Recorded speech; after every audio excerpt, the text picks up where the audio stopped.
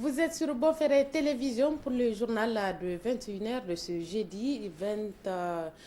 jeudi 17 novembre à 2022. Monsieur, dames, bonsoir et bienvenue. Le mouvement dit du M60 a animé un point de presse au siège du REPAD ce matin relatif aux harcèlements dont est victime son coordonnateur. Le mouvement réaffirma son soutien à son président et s'est dit à jamais déterminé à mener le combat. Précision dans cet élément de Sidi Kwaruna.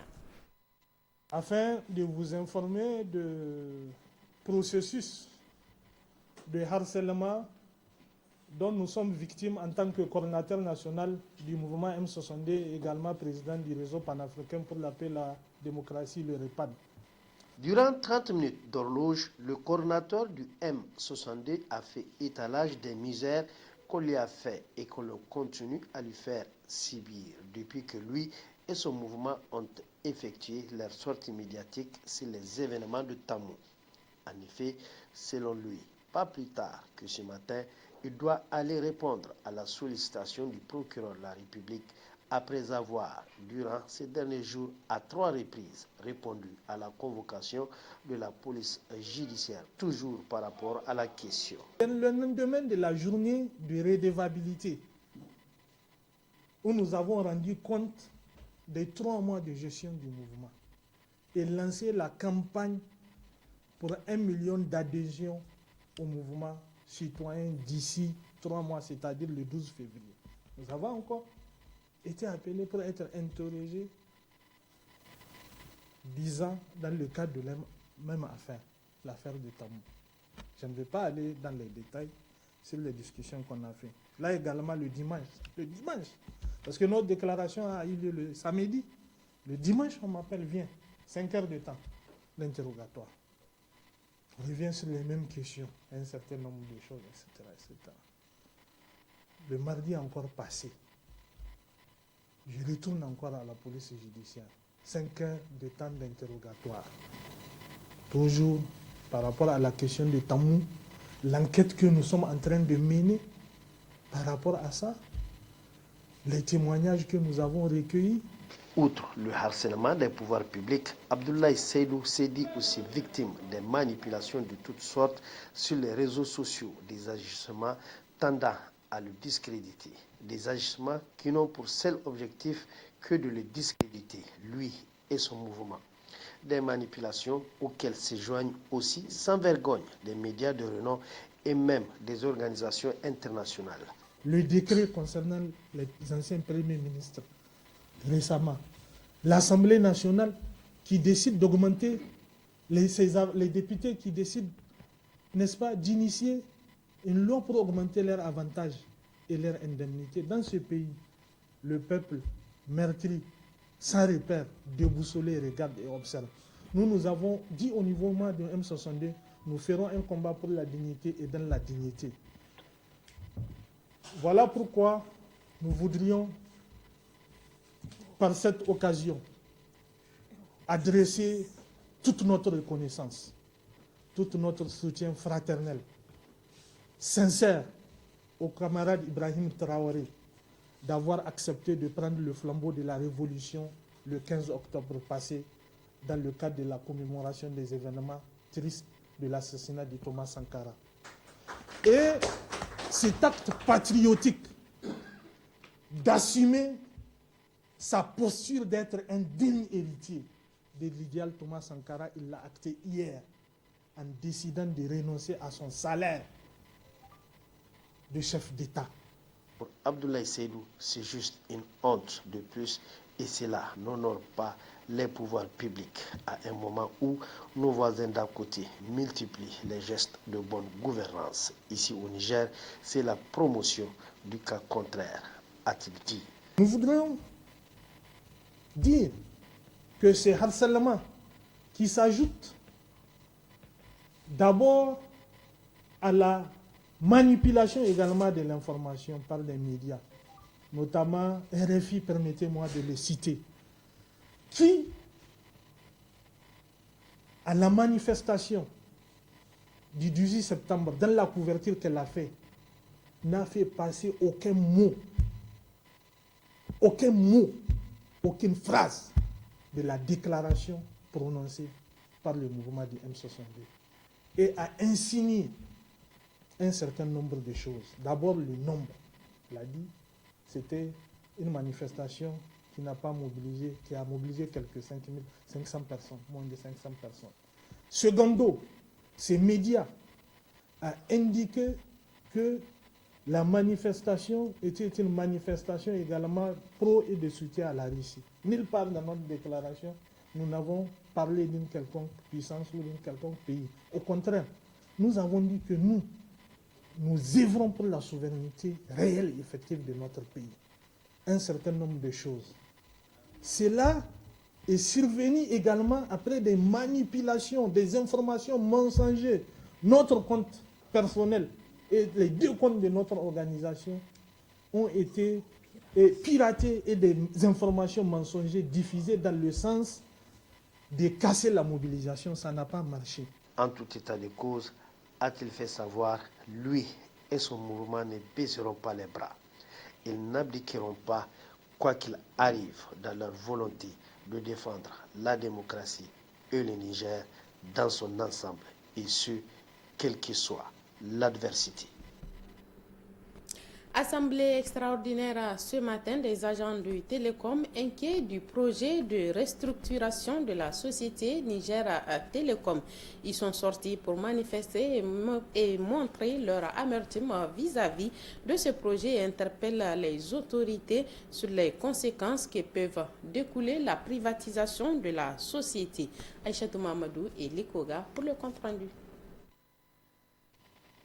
La restructuration de la société nigérienne Niger Télécom, une fois de plus au centre des préoccupations des agents du Télécom réunis en syndicats et collectifs. En assemblée générale extraordinaire, le collectif en premier lieu rassure les Nigériens du bien-être de la société. L'augmentation croissante du chiffre d'affaires. En 2016, le Niger Télécom a réalisé 24 milliards de chiffre d'affaires, 2017 33 milliards.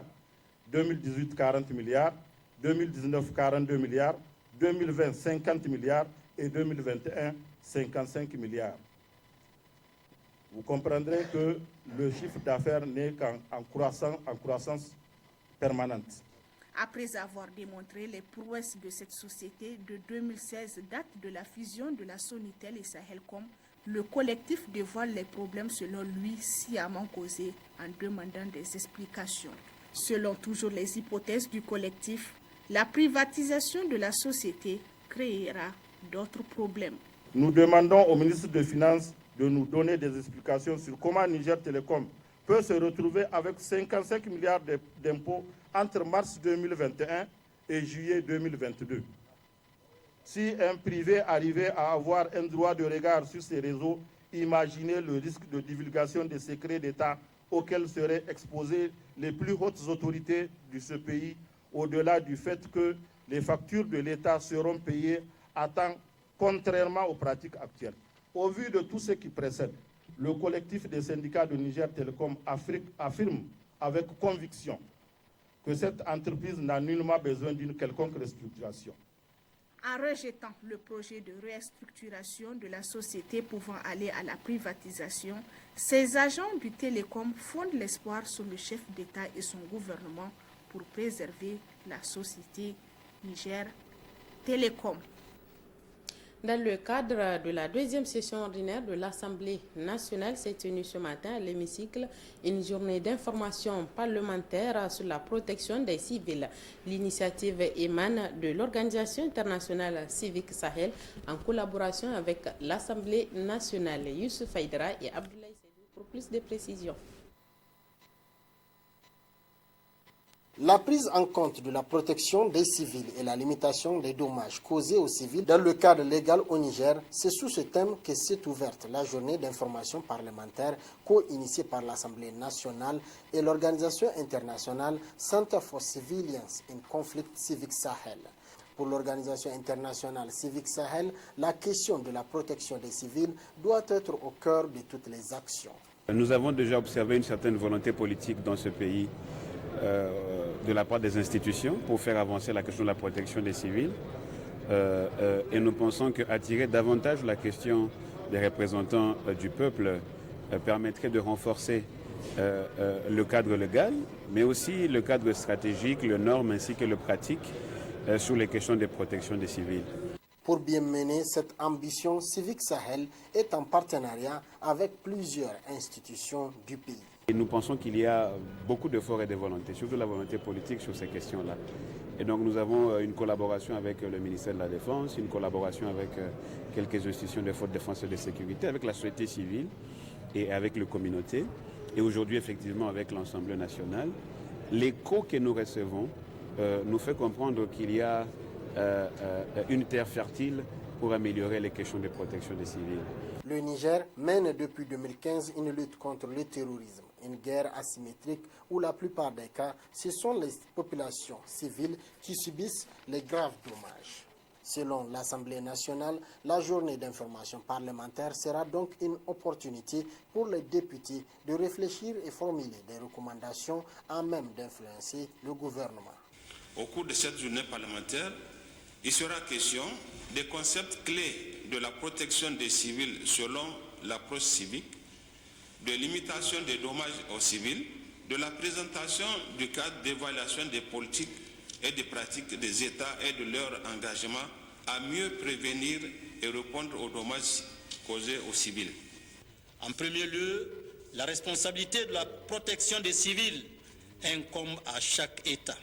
Cependant, lorsque l'État est défaillant, cette responsabilité incombe à la communauté internationale et une réponse internationale doit se substituer à la défaillance de l'État.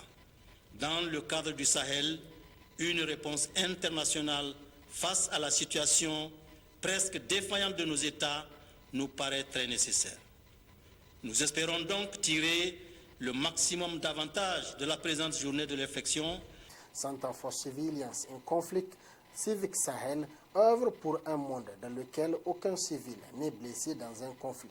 Civic Sahel soutient également les communautés victimes des conflits dans la quête de la protection, la détermination et la capacité des acteurs armés à prévenir les dommages civils. Les travaux du Forum sur l'accélération des progrès vers la fin zéro pour l'élaboration de législation politique ayant pour finalité l'égalité du genre se sont achevés ce matin à l'hôtel Radisson Blu de Niamey. Un forum organisé par le réseau parlementaire de la CEDEAO du 15 au 17 novembre sur l'égalité du genre et les investissements dans l'agriculture et la sécurité alimentaire et la sécurité alimentaire. Compte rendu, Aïchatou Mamadou et Likoga. Accélérer les progrès vers la fin zéro par l'élaboration de législation politique et le plan d'investissement qui contribuent à l'égalité de genre et à l'autonomisation des femmes dans le secteur agroalimentaire, c'est autour de cette thématique que les parlementaires ont échangé durant 3 jours. Les participants à ce forum ont ainsi abouti à des résolutions et engagements.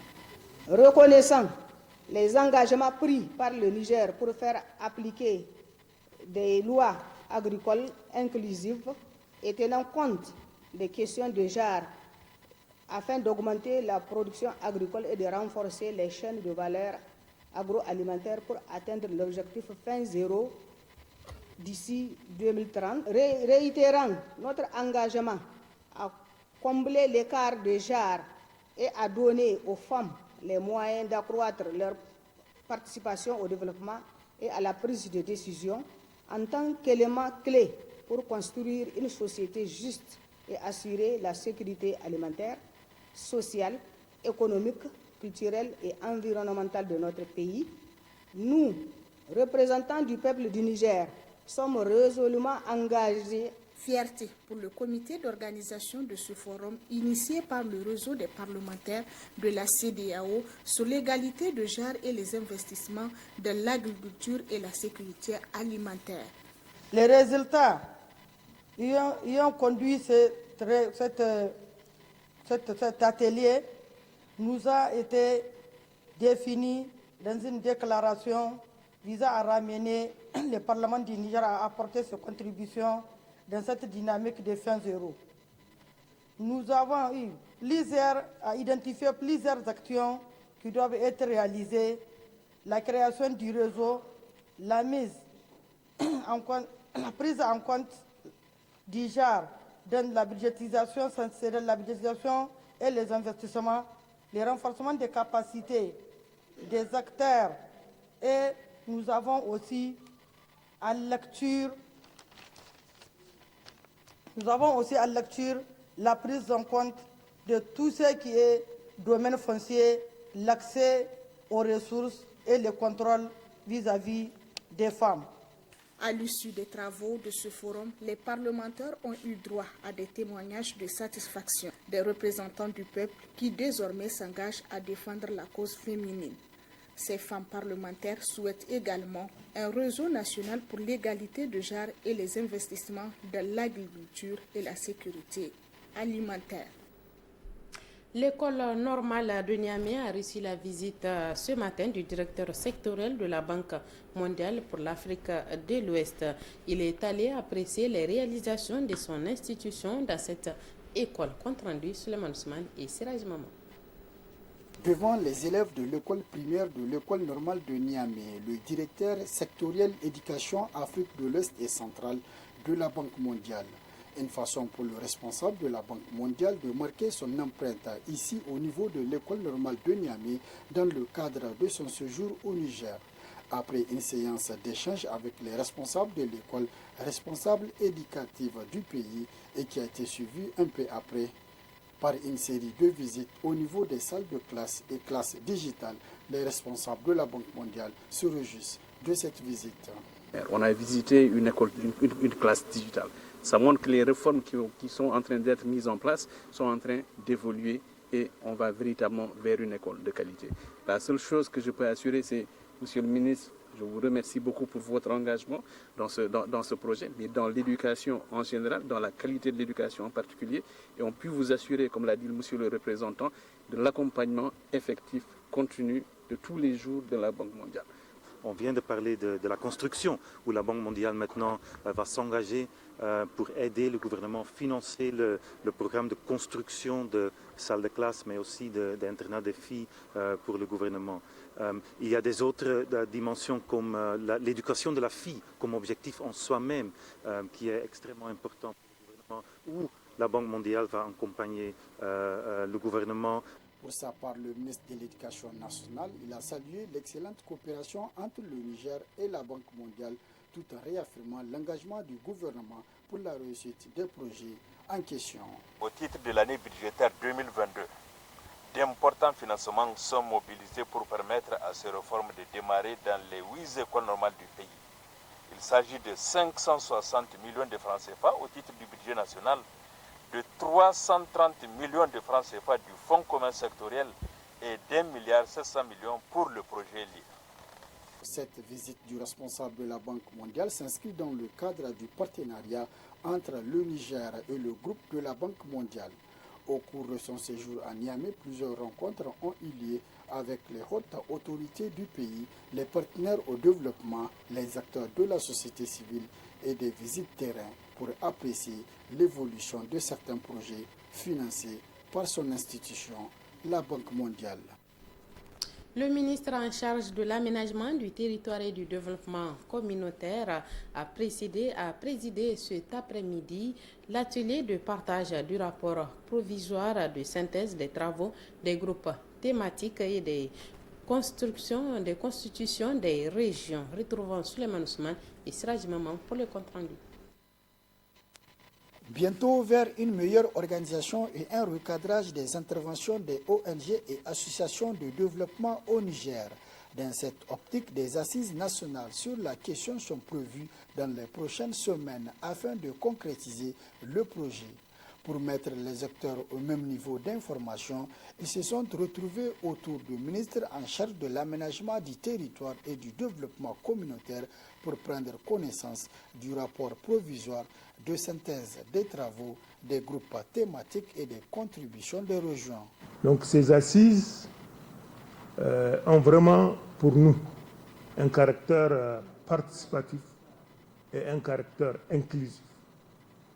Et c'est ce qui justifie en tout cas tout le petit retard qu'on a accusé, puisque nous, un moment, on a pensé qu'à cette date, on serait en tout cas à mesure de faire ces assises-là. Mais on a voulu vraiment faire des concertations avec l'ensemble des acteurs. Et ensemble, on avait retenu un certain nombre de thématiques jugées majeures. Et nous avons ensemble, avec tous les acteurs et tous les partenaires, mis en place un certain nombre de groupes thématiques sur lesquels on avait réfléchi. Ces groupes ont produit des rapports sur l'ensemble de ces thématiques. Et nous avons aussi demandé au niveau des concentrés, notamment les régions, d'organiser des assises et de faire des contributions. C'est donc l'ensemble de ces rapports de groupes thématiques et de régions qui ont été compilés et nous avons recruté des consultants indépendants qui nous ont aidés à faire ces synthèses. Et aujourd'hui, c'est cette synthèse que nous voudrons partager avec les acteurs, notamment les ONG et associations de développement. Le présent rapport provisoire ainsi présenté à l'assistance fera l'objet d'un document final qui sera présenté aux assises nationales prochaines pour son adoption finale. À ce jour, le Niger compte plus de 3700 ONG et associations de développement. Le comité international de la Croix-Rouge CICR a mis à la disposition de l'hôpital du district de Walam un appareil de radiographie. La cérémonie de réception de cet appareil, tout entendu par la population, a eu lieu ce matin par le secrétaire général adjoint du gouvernorat de Tillabéri en présence des autorités locales et coutumières de Walam. Boubacar Amadou et Abdelaziz Jibrila pour le compte rendu. Un ouf de soulagement pour la population du département de Walam. L'hôpital du district de la capitale de Zermaganda bénéficie d'une salle équipée d'un appareil de radiographie. Cette œuvre émane du Comité international de la Croix-Rouge CICR et s'inscrit dans le cadre de son programme d'assistance en soins de santé primaire et secondaire. Désormais, officiellement, l'appareil de radiologie est dans vos mains et dans les mains de l'hôpital de district de Walam. Et également l'autorisation nationale aussi pour son utilisation. Aux côtés des populations de la région de Tillabéri, depuis quelques années, le Comité international de la Croix-Rouge met en œuvre plusieurs initiatives visant à améliorer les conditions de vie des populations vulnérables affectées par les conséquences des conflits armés qui sévissent depuis quelque temps dans la zone. L'assistance du CICR consiste dans le domaine de la sécurité économique à la distribution des vivres, des biens essentiels de ménage et améliorer l'accès à l'eau. Le CICR apporte aussi l'assistance médicale aux personnes affectées par les conflits armés et plus spécifiquement aux blessés et aux malades sans aucune distinction. Conformément à son mandat, au Niger, le CICR prend en charge les frais d'hospitalisation de toutes les personnes blessées par armes référées dans les structures de santé qui sont soutenues par le CICR et qui se trouvent dans les régions où le CICR est présent, à savoir Tillabéri, Difa, Tawa, bientôt aussi Maradi. Et lorsque ces blessés sont référés à l'hôpital national de Niamey ou l'hôpital général de référence de Niamey, quand leurs conditions sanitaires dépassent le plateau technique des hôpitaux régionaux. En réceptionnant cet appareil tant attendu par la population, le médecin-chef du district sanitaire de Walam et le secrétaire général adjoint de la région de Tillabéri ont magnifié toute leur reconnaissance à l'endroit du CICR. On a constaté que la radio nous bloquait dans la prise en charge, surtout des blessés par balle. Et on a sollicité auprès de CICR pour que vraiment on ait une radio qui nous permettrait de prendre en charge correctement les blessés par balle. Donc Dieu merci, ils ont exaucé en tout cas nos vœux et on ne fait que le remercier. Donc les gens attendaient depuis plus de 10 ans, vient de tomber. Et nous avons appris les péripéties qui ont jalonné tout le processus. Sur ce, nous vous remercions et nous remercions tous les acteurs qui ont contribué à l'acquisition de cet appareil qui viendra soulager les souffrances des populations, qui viendra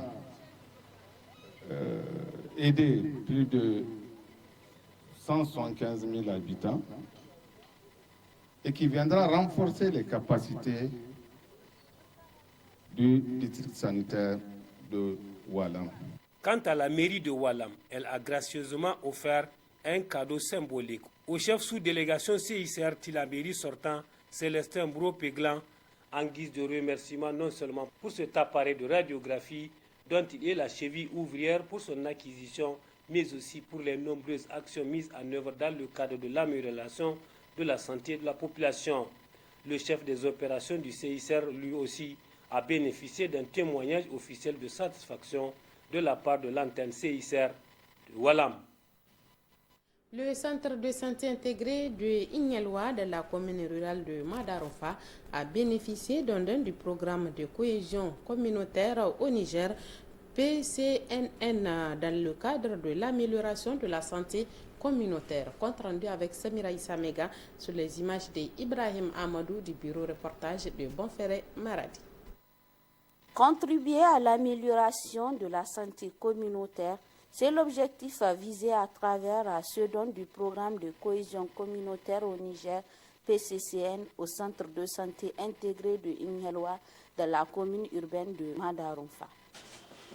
J'ai l'insiste honneur de prendre la parole à ce jour grandiose pour remercier toute cette organisation en général et l'OIM en particulier. Pour d'une part, la donation en matériel, la clôture du mur de CSI, LEA, le grand hangar du CSI de Ignelwa, d'un montant colossal. Cette donation est tombée à bonne nommée. Un geste tant attendu par la population de Ignelwa et qui sera utilisé à bon escient, a souligné le maire de la commune de Madarofa. C'était pas clôturé auparavant, mais regardez le mur, ça ne se cache pas aux yeux de tout le monde, c'est sophistiqué. Il ne s'agit pas juste de venir donner les matériaux, il faut vraiment créer un comité de gestion, comment gérer ces matériaux. Il ne s'agit pas de venir, le gouvernement nous a offert des matelas, des batteries et vraiment les laisser comme ça se dégrader, donc ça n'aura pas de sens. Donc ça pas combien de sommes ils ont débloqué pour avoir vraiment ces matériaux. Donc nous lançons un appel à la population de Ignelwa de bien vouloir prendre vraiment ces matériaux comme vraiment leur propre vie. Le représentant du chef de canton d'Ignelwa a remercié le PCCN pour ce don colossal. Le programme de cohésion communautaire au Niger a appuyé plusieurs fois la commune de Madarofa.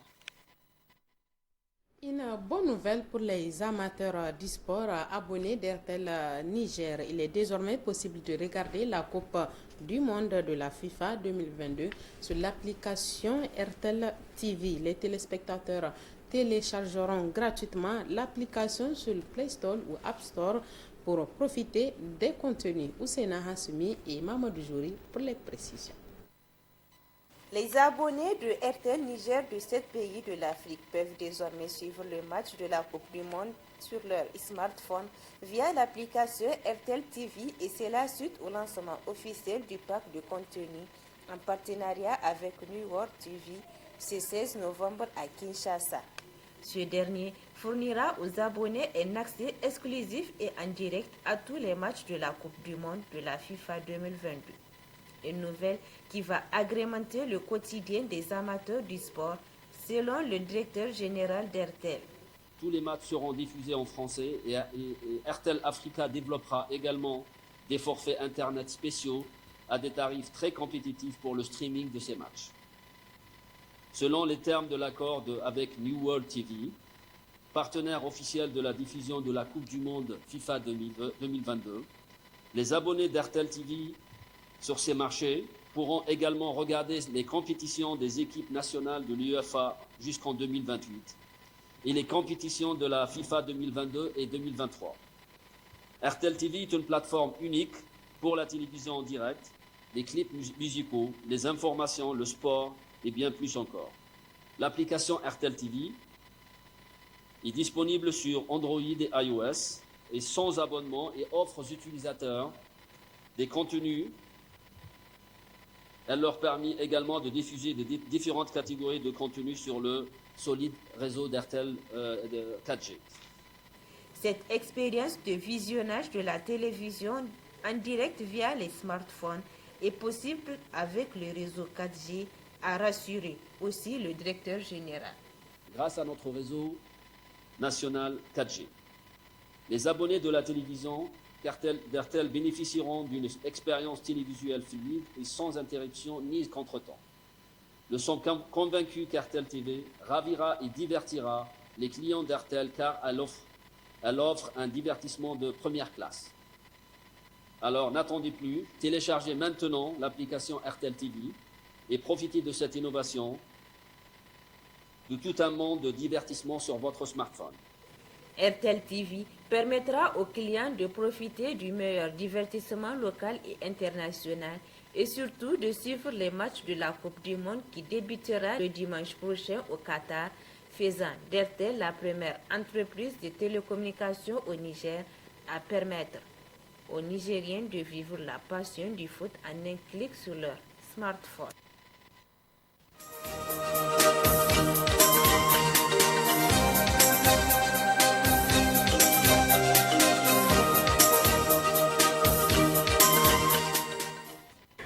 La revue de presse de Bonferré Télévision de chaque jeudi, c'est avec Mustapha Brahman Zongoma. Mustapha, bonsoir.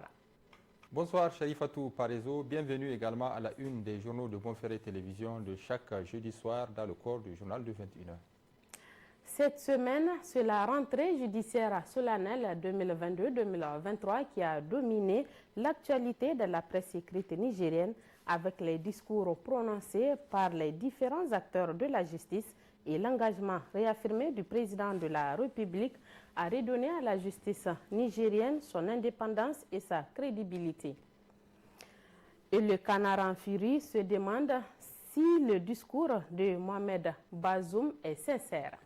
Plus que par le passé, les Nigériens sont aujourd'hui unanimes à décrier le dysfonctionnement criard de notre système judiciaire, un dysfonctionnement caractérisé notamment par la lenteur, la nonchalance, la corruption et la politisation à outrance de l'institution, écrit le journal Le Canard en furie de cette semaine à l'occasion de la rentrée judiciaire 2023, intervenue le 10 novembre dernier sous la présidence de M. Bazoum Mohamed, président du Conseil supérieur de la magistrature. Tous les acteurs de l'institution ont formellement reconnu la réalité de ces mots qu'ils souhaitent voir extirpés de la justice nigérienne. Une belle occasion pour le barreau, des avocats et le SAMAN d'incriminer l'exécutif d'être à l'origine de cette image négative que reflète aujourd'hui notre système judiciaire. Pour justifier les griefs reprochés à l'institution judiciaire, le secrétaire général du SAMAN a mis en cause les conditions de traitement et de travail des magistrats. Des conditions qui sont loin d'être reluisantes, faibles revenus des juges et insuffisance des moyens de fonctionnement de la justice. Ce sont des préoccupations réelles qui ne sauraient être niées, selon le président Bazoum Mohamed, qui rappelle qu'il s'est pour sa part engagé à lutter résolument contre la corruption en milieu judiciaire et qu'à cet effet, le gouvernement a entrepris des efforts considérables ces dernières années pour atteindre ces nobles objectifs. Bazoum a tenu à mettre les pendules à l'heure en situant la responsabilité des magistrats dans le dysfonctionnement du système à l'image repulsive que la justice a aujourd'hui au sein de l'opinion nationale. Pour le président Bazoum, ce qui est attendu du juge, c'est d'abord l'impartialité, conformément aux dispositions de l'article 118 qui stipule que dans l'exercice de leurs fonctions, les magistrats sont indépendants et ne sont soumis qu'à l'autorité de la loi. Fin de citation. Il s'agit en l'espèce d'affirmer l'indépendance du juge, consacrant ainsi le primat de sa conscience. Le tout n'est pas pour le juge de disposer d'un pouvoir, de déclarer ce pouvoir indépendant. Encore faudra-t-il qu'il fasse preuve d'un effort personnel pour donner à l'éthique et à l'indépendance du pouvoir judiciaire tout son sens. Beaucoup de Nigériens ont apprécié ce discours du président de la République. Il revient, estime le confrère, aux magistrats de s'assumer en affirmant leur indépendance à travers leurs décisions qu'ils viendront à prendre désormais et en cas de tentative d'immixtion de l'exécutif dans leur travail, qu'ils aient le courage de sortir publiquement pour le dénoncer. C'est en cela que les Nigériens sauront si Bazoum est sincère dans ses propos ou c'est juste un discours pour amuser la galerie. Sur cette cérémonie de rentrée judiciaire 2022-2023, l'hebdomadaire Niger Inter Hebdo s'interroge un stimulus au devoir d'ingratitude du juge. Je me suis également engagé à lutter résolument contre la corruption en milieu judiciaire, a déclaré le président de la République Bazoum Mohamed, rappelle le journal Niger Inter Hebdo de cette semaine. Le chef de l'État a pris des engagements dans ce sens. Les Nigériens ont bon espoir que le président Mohamed Bazoum et le gouvernement sous la direction du Premier ministre Oumoudou Mahamadou vont poursuivre la lutte contre la corruption, les détournements des deniers publics, la concussion et l'enrichissement illicite. Et comme pour joindre l'acte à la parole, le chef de l'État promet une tolérance zéro à tous ceux qui entendent s'amuser avec les deniers publics. Le pronostic du président de la République Mohamed Bazoum pour inverser la tendance force l'admiration selon le confrère. Dès l'entame de son discours de la rentrée judiciaire 2022-2023, Bazoum Mohamed a déclaré que le programme sur la base duquel il a été élu fait une place de choix à la gouvernance juridique et judiciaire qui en constitue la troisième dimension en matière de gouvernance après la gouvernance sécuritaire et la gouvernance politique.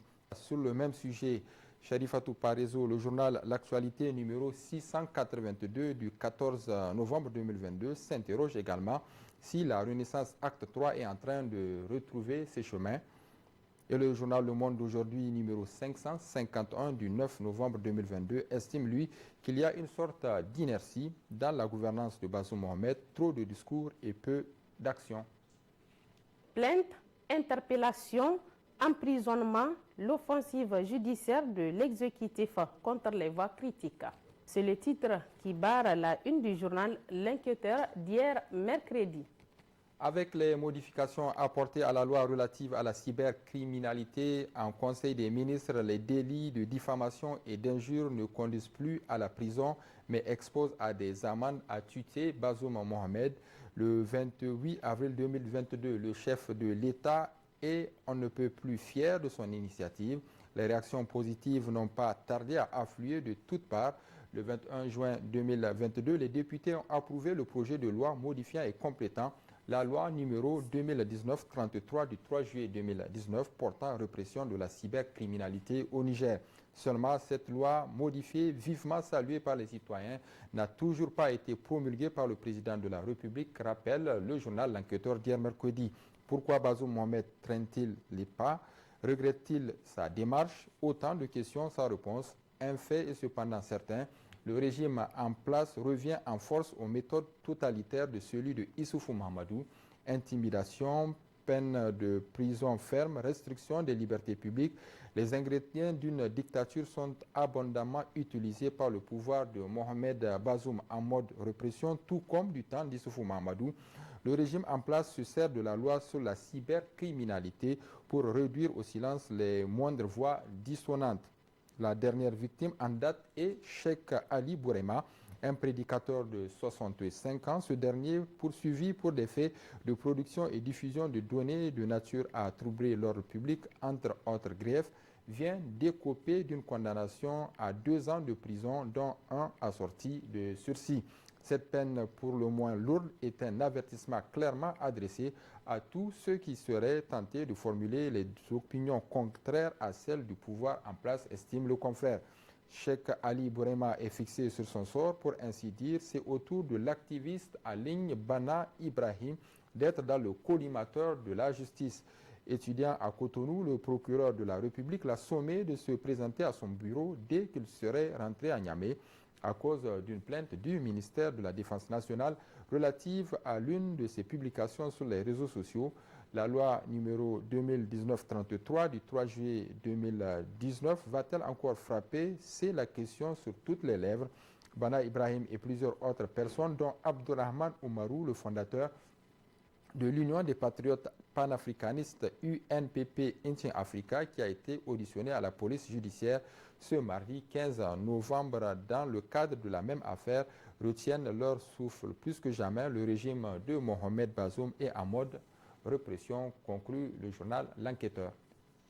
Le canard déchaîné nous apprend la neutralisation d'un chef terroriste activement recherché par les États-Unis d'Amérique depuis l'attaque de Tongo Tongo. Oui, Sharifatou, par réseau, il s'agit du nommé Ilyas Oujibo alias Petit Chapor, un des cadres stratégiques de l'État islamique ayant perpétré et exécuté l'attaque contre les militaires américains et nigériens à Tongo Tongo. L'intéressé serait décédé lors de combats qui ont opposé son groupe à ceux du groupe de soutien à l'islam et aux musulmans, le JNIM, en territoire malien.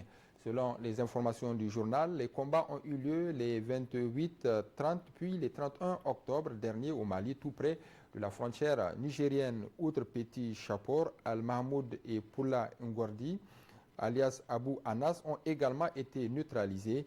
Les États-Unis, à travers le programme Reward for Justice, avaient mis à prix la tête de Petit Chapor et ceux de plusieurs autres hauts cadres de l'État islamique au Sahel.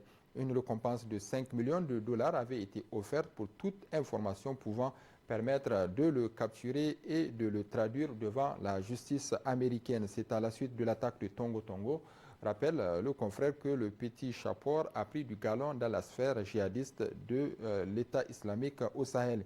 Il était devenu l'un des principaux lieutenants d'Abou Walid al-Sahraoui, lui-même neutralisé le 17 août 2021 par l'armée française au cours d'une frappe de drone non loin de Ménaka, plus précisément dans la forêt près de Dangourous et Douatagouna au Mali. Et puis Mustapha, l'hebdomadaire L'éclosion de cette semaine rappelle l'anniversaire du décès du général Seyni Kounté le 10 novembre dernier, un général pleuré par les Nigériens 35 ans après son décès. 10 novembre 1987, 10 novembre 2022, cela fait 35 ans que disparaissait le président du Conseil militaire suprême, CMS, qui a pris le pouvoir le 15 avril 1974 par le truchement d'un coup d'État, rappelle le journal L'Éclosion. À l'annonce de ce tragique événement le 10 novembre 1987, c'est une onde de choc pour le pays dans son ensemble. Si la majorité des Nigériens perdaient un digne fils qui œuvrait pour le bonheur et la prospérité de son peuple, quelques-uns des envieux cachaient leur joie, presque soulagés d'être débarrassés de Seyni Kounté, un homme dont la rigueur dans la gestion des biens et deniers publics et sa colère impitoyable contre tous ceux qui osaient toucher au trésor public sous quelque forme que ce soit et peu importe de qui il s'agit. Cela jubilait de sa disparition sous le fallacieux prétexte que son régime était autoritaire et que voulait de la démocratie. Mais à l'épreuve des faits, ce n'était pas la démocratie qu'il voulait, mais accéder à l'appareil de l'État pour se servir à satiété. Le journal, après une genèse des événements d'après décès Seyni Kounté jusqu'à l'accession des Renaissants au pouvoir, conclut que depuis lors, le Niger est dirigé par des pseudo-démocrates d'hier devenus aujourd'hui les pires dictateurs que le pays ait connus. Si les Nigériens sont encore nostalgiques du temps de Seyni Kounté, c'est qu'aujourd'hui, plus qu'hier, ils souffrent énormément dans leur chair et dans leur esprit. Ils souffrent de la pauvreté, de l'inaccessibilité de la santé, de la précarité de l'éducation, du chômage des jeunes, de l'insécurité sous toutes ses formes. La liste est assez longue. Notre Niger a besoin de l'homme d'État qui était feu Seyni Kounté pour émerger et tendre vers son développement. Laissez-nous donc pleurer notre Kounté en attendant peut-être de découvrir un autre Seyni Kounté qui mettra le Niger au-dessus de sa propre vie. Repose en paix, mon général, que Dieu vous garde dans son paradis éternel. Amen, conclut le journal L'Éclosion. Merci Mustapha pour ces éclaircissements. Merci chers téléspectateurs. Bonne réception et bonne suite de nos programmes.